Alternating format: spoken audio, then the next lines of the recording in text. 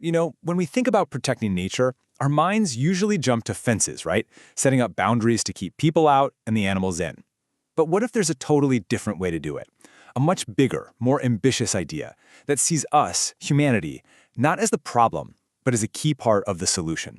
Today, we're going to dive into UNESCO's really powerful concept of biosphere reserves. So here's our game plan. First, we'll get into this whole new way of thinking about nature. Then, we'll break down what a biosphere reserve actually is and check out its super clever internal design. After that, we'll zoom out to see how all these different places connect into a global network. And finally, we'll wrap up by figuring out what makes them so different from, say, a national park. All right, so what's the big deal here? Well, what makes this idea so different is that it starts with a complete shift in how we even think about conservation itself. This is the question, right here. This is the heart of it all. It challenges that old-school model of separating humans from the environment, and it asks us to imagine a world where both can thrive together, not in spite of each other, but actually because of each other. And UNESCO just puts it perfectly. These reserves are meant to be living examples. This isn't some academic theory. It's a practical goal. They're basically real-world laboratories for sustainability, designed to prove that this kind of respectful coexistence isn't just a nice thought, it's absolutely possible. Okay, so we've got this big, inspiring idea of coexistence. But what's the actual tool? How do you make it happen on the ground? Let's get a really clear definition of what a biosphere reserve actually is. The key phrase to lock onto here is totality of life. This isn't just about protecting one specific, famous animal, like a tiger or a rhino. No, this is about protecting the entire system. The land, the water, the plants, the animals, and, the people who actually live there. Now, the real genius of this whole setup is how these three things are completely woven together. It's like a three-legged stool. You can't have one without the others. Conservation gives you the healthy environment, sustainable development gives the local communities a real reason to protect it, and then logistics, all the research and education, gives everyone the knowledge to make it all work. It's a brilliant, self-reinforcing circle. So how does this actually work in the real world? How do you manage a huge area that's trying to do all three of those things at once? Well, the secret sauce is in this really clever three-zone design. It all starts with the core zone. Think of this as the sacred heart of the reserve. It's totally untouched, legally protected, and it's where biodiversity gets to just be. Then, wrapping around that core, you have the buffer zone. This acts like a protective cushion. It's where you can have things like ecotourism or education, activities that use the ecosystem without using it up. And finally, on the outside, we have the transition zone. And this is where that whole big idea of coexistence really comes to life. It's where people live, where they farm, where they run businesses, but they do it all in a way that's sustainable and actually supports the health of the entire reserve.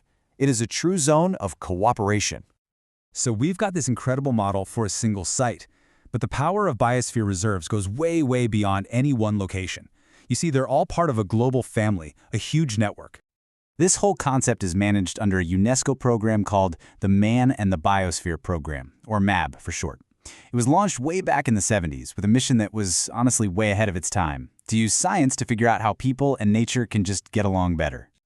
And the idea grew up pretty fast. Soon after the program got started, the concept was fine-tuned, and by 1977, the World Network was officially created to connect all these sites. This let them share what they were learning, swap stories, and basically help each other get better at this really hard work. And this network is seriously global. Just look at some of the reserves in India alone. You can see the incredible range, from the Nilgiri hills down south to the Himalayan peaks of Nanda Devi, all the way to the unique mangrove forests of the Sundarbans. Every single one is its own special experiment in sustainable living. Now, here's a really important point to get. While UNESCO gives them this international seal of approval, these reserves are not owned or controlled by some global organization. No, they are completely under the control of their home country. Joining the network is a choice, a voluntary decision to team up and share knowledge, not to give up sovereignty. Okay, time for our final section. I bet you've been thinking, this sounds an awful lot like a national park. Well, there are some really fundamental differences, and understanding them is the key to getting why this biosphere reserve idea is so unique. Just take a look at the key differences right here. National parks, they often zero in on protecting a single species. But biosphere reserves are all about the whole ecosystem. And check this out, the role of humans. In a national park, human interference is usually a big no-no. But in a biosphere reserve, people are considered an essential part of the system. If you remember one thing from this whole explainer, let it be this. A national park might be created to save the tiger. A biosphere reserve is created to save the entire world that the tiger and the people depend on. It's a massive shift from a narrow view to a truly holistic one.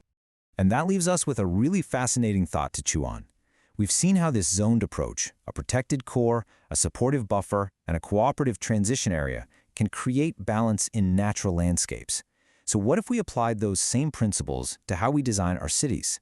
Could this be a blueprint for building more sustainable, more harmonious cities for our future? It's a pretty powerful idea to think about.